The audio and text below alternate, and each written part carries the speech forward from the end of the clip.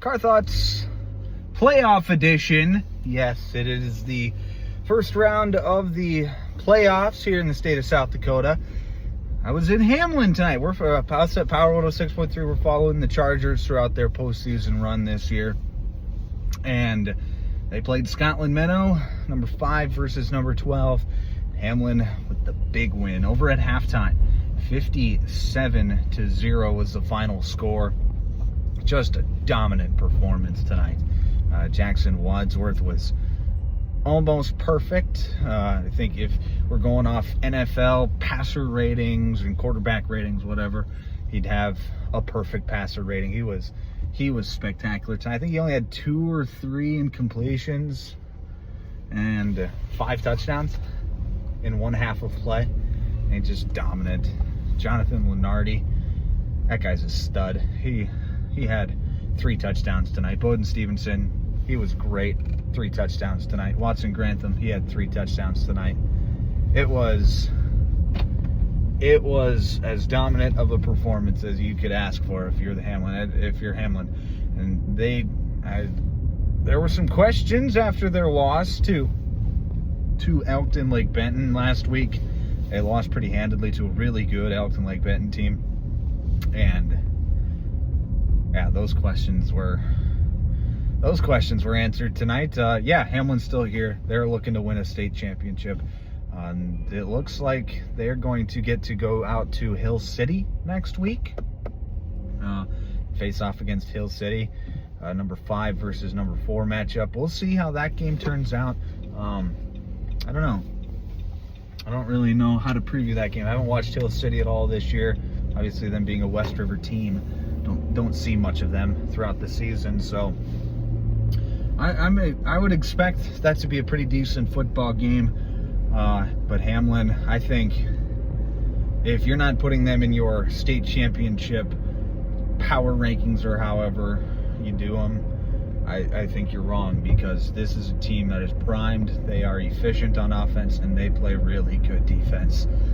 They fly on the defensive side of the ball. So it'll be a lot of fun watching them go through this postseason run. And Scotland Menno, they came in 4-4 on their regular season, got enough wins to get the 12th seed to make it to the playoffs. But it's just one of those things where you're a team that's pretty good, but you're having to face a team that's really good, and we saw the difference tonight. And it's not even the fact that the teams played. Obviously, Hamlin kind of got, with the whole PowerPoints thing, Hamlin is obviously a very good team, but throughout the season, they don't play a lot of teams with a lot of wins. So they kind of get the short end of the stick when it comes to power rankings, especially if they lose a game like they did. They lost to the second best team in the state. They finished the year 7-1, and they get dropped down to the 5 seed. Hill City, because of their strength of opponent schedule, got the 4 seed. They tied with the same amount of power points, but it goes to show, and I don't think there's a perfect system, but the system, I think, could be improved upon when we do playoff rankings and we do class systems in the state of South Dakota for football. And I saw something this week. Nate Brown, he's a radio guy out in Rapid City, does a Nate Brown show every day. And I follow him on Twitter, and he does a lot of content on Twitter. And he put out a poll this week, like he does every day. And one of the polls was, do we think that the class system is correct in the state of South Dakota? Because he cited how Montana does their class system for football, where it's not totally based off of male population in the school. It's based off of male population at 30%, and then at 35%, they take the number of kids actually going out for football. They bring roster sizes into it, and I think that would be a bit better way to do it rather than having the class system that we have. And I think if you ask me, I think we have too many classes of football in the state of South Dakota. I think the 9-man classes, and you kind of look at the class sizes for these schools that are all a 9-man, they're all about the same. Now, there's a difference between the lower end of 9B and the higher end of 9AA. There is a difference, obviously, but I don't think that it's a big enough difference to where you need 3 classes of 9-man football in the state of South Dakota. I mean, I think if you had one big class of football for 9-man and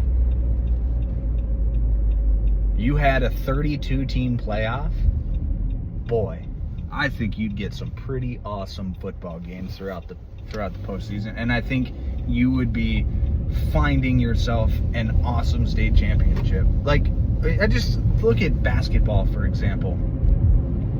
We have 3 total basketball classes. So what's the difference between having teams like Watertown and Aberdeen Central and Yankton play in Class AA, where they can play with the big schools of Sioux Falls and Rapid City and compete and do well? And it's like they all play AA football instead of AAA, and it doesn't quite make sense to me. Same way in Class B for basketball. All these schools that play 9-man football play B basketball, minus a few of the top end AA schools. They play A basketball, but I just don't think there's a big enough difference between the top end of AA. And, even if you want to put like those select maybe, 5 to 10 schools, make them play 11B football, I don't know. It's kind of tough, because that's why I think you need to do classification based off of not just male population in the school, but based off of roster sizes. Because you have a school like like Webster, who, yeah, their male population says that they're an 11B school, but their roster size doesn't. Similarly, like Scotland Menno, they have more kids on their roster than what Webster has on their roster, and they're playing 9AA. So that's just kind of why I want to push back on it, and I think that there needs to be some change, is because of how we classify these classes. And I look at a state like Iowa, who they have, I think, 5 classes of football. We have 7. Like, that's just, Iowa is a much bigger state. They've got more schools. They've got bigger schools than what we do, and we have 2 more classes of football than what they do. So it just doesn't make sense to me why we do it the way that we do. I think it needs to be changed. I don't think that there's that big of a difference between the best 9A, 9B, and 9AA schools. I think they're all kind of the same. And you can weed out some of these games that we have that are just complete and total blowouts, because the 9-man schools are playing each other all throughout the season. We're finding out, based on the class system that they play, how good they really are. It's like, you could have the 32-team playoff or whatever, for example. The 32nd team could only have like 2 or 3 losses. I don't know. I just think there's a lot to be improved upon, and they're having discussions at the Activities Association. I know they are, but whether something actually changes or not, I don't know. I can't look into the future like that. But I would like to see the 9-man classes one day converge into one. But I don't know. That's probably just a dream of mine. That will never happen. But I think credit tonight to Hamlin. They're an incredible football team. They're going to have a chance to win the championship this year. Next week, they're likely going to have to go out to Hamlin. If they do end up going out to, likely go out to Hill City. If they do end up going out to Hill City, if the Rangers hold on to that lead over Great Plains Lutheran that they have, then I think that's going to be a fantastic football game. The winner likely have to play the number 1 team in the class, Freeman Marion Freeman Academy, who, me selfishly, because I think about myself all the time, I think that would be fun to call a Freeman Marion Freeman Academy game, because one of their assistant coaches is Kent Mueller, who is my old football coach from when I was in high school at West Central. He's obviously a South Dakota High School Hall of Famer. He's, one of the legends of South Dakota high school sports, and he's an assistant coach in his hometown of Freeman, and I think it'd be fun to broadcast a game that he is coaching. So, I don't know, that's just my selfish reasoning for wanting that matchup to happen, but